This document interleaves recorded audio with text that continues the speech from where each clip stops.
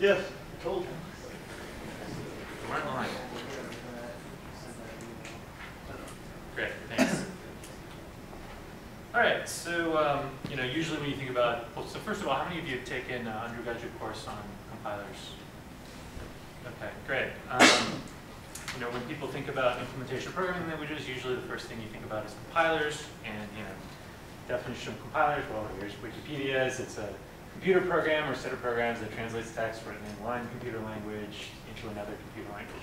And I think a question people often have, well, isn't this a solved problem, right? What's the interest in this at a graduate level from a research level? We'd argue that the world has changed quite a bit, and what it means to implement programming languages is quite different from what it used to be. It's rapidly evolving. It's evolving a lot in many different areas. One is applications. The sort of programs that we write and run today are very, very different from what people were doing even 5 years ago, 10 years ago. Today, a lot of times we're thinking about web computing on a different scale: Google, Twitter, Facebook. Cloud computing, large-scale data mining. Preston might talk about a little bit about some of the work he's been doing there. Also, target architectures have changed. So what we think of as a computer is very different than what it used to be. Now you can kind of think of, I've seen the t-shirt, my other computer is a data center. Writing programs that run on these large data centers with tons of machines and cores, and using them efficiently is hard. And that's an active area of how to write programs and how to implement systems that execute those programs efficiently. Handheld devices, right? I mean, a lot of us now have smartphones, and I have two. And even if I just took one of them, they're multi-core. Intel's ability to increase the performance of a single core has kind of diminished, but what we're seeing is a real proliferation. Their ability to make these cores smaller is still somewhat undiminished, and we're getting more and more multi-core computers, and we're still really learning how to program these things. SIMD, specialized instructions for things like media and video encoding and so on, are also features that we're starting to see more and more on chipsets, and we have to figure out, well, how do we use these things and make it easy to program to them.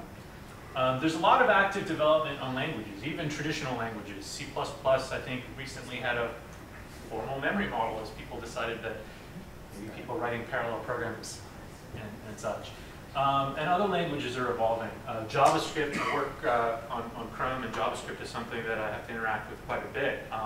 And it's changed rapidly, both in terms of language and implementation. All of these languages have runtime systems associated with them too, where a lot of research is going on there. Preston works on LLVM, which is a common runtime system for many languages, including C++. The JVM and CLR are, of course, traditional runtime systems, at least as far as the last 10, 15 years ago, past 10 or 15 years. And their performance has increased dramatically over that time. 10, 15 years ago, people would say Java, C# are very slow languages. Now they're very competitive with C++ in many ways. V8 is Google's engine. There's a lot of, every browser has its own engine for JavaScript. I was recently looking at this and its impact on apps, but does anyone have a guess at how much faster JavaScript performance is today compared to about 5 or 6 years ago? We're actually looking at an order of about 500 to 1,000x faster, which is remarkable, especially since there's a frightening number of people who are actually still running browsers that are 5 or 6 years old.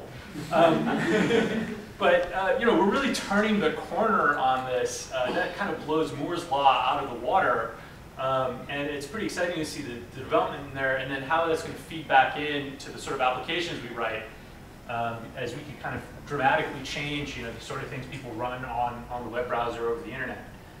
Dart is a project I'm working on, which is also sort of looking at the space of client computing. And as we're trying to run more and more things, most people interact with Google in the browser.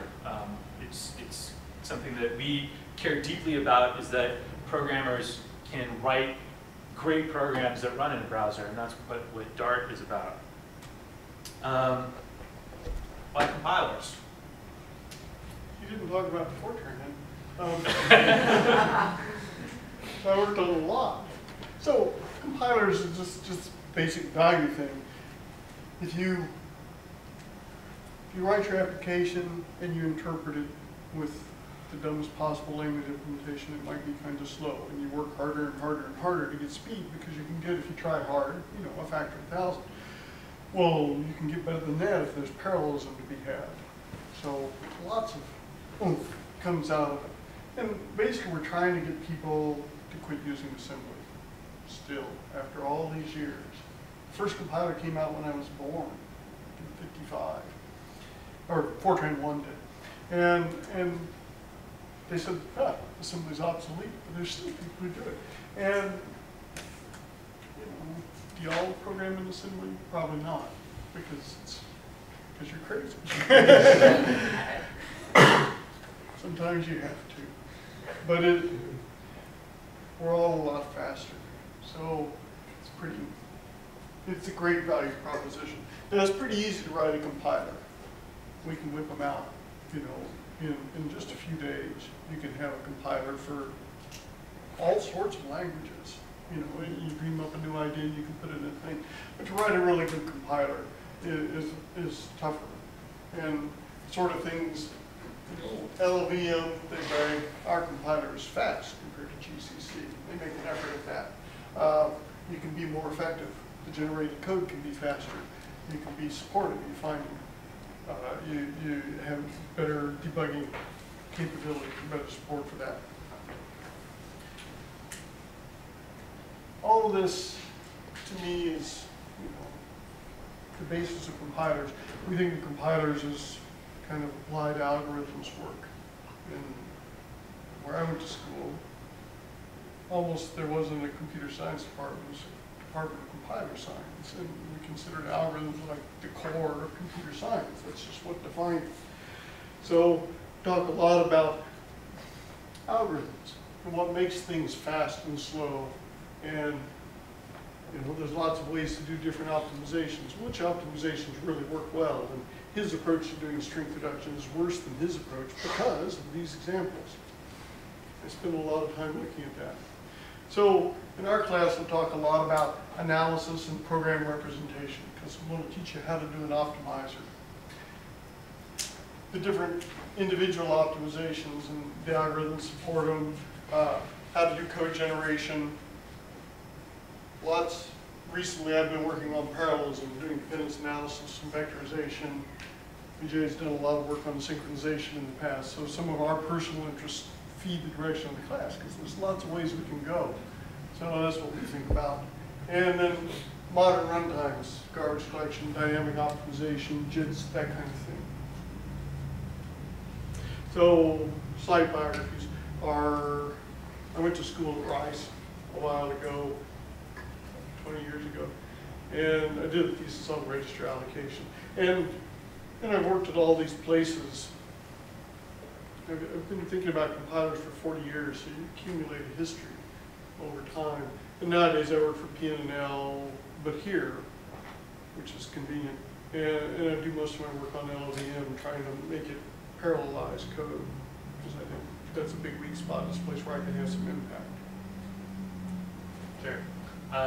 So I work at Google Seattle, just down the road in Fremont. I work in the Chrome team on a new project called Dart, just a new programming language and runtime that we are using to make it easier to write apps that run in the browser. We spend, you know, Preston talked a little bit about some of the areas, SSA, static single assignment, sort of a way of doing optimization and such. Garbage collection, we spend a lot of time thinking about those kinds of things. Those are all compiler optimizations are a big deal of how we got to, you know, 1,000-fold increase in performance. We spend a crazy amount of time talking about things like garbage collection. You know, if you are writing or running an app on the browser or on your phone and you see pauses, those are often garbage collection pauses, and there's lots of tricky issues that, you know, we are dealing with there, and open problems that we're trying to solve. Previously at Google, I spent some time working on Sawzall. It's one of the languages of kind of bills itself as a language of MapReduce, one of the things that we use to write programs that can do computations in data centers. I spent a fair bit of time in working on Java, both kind of core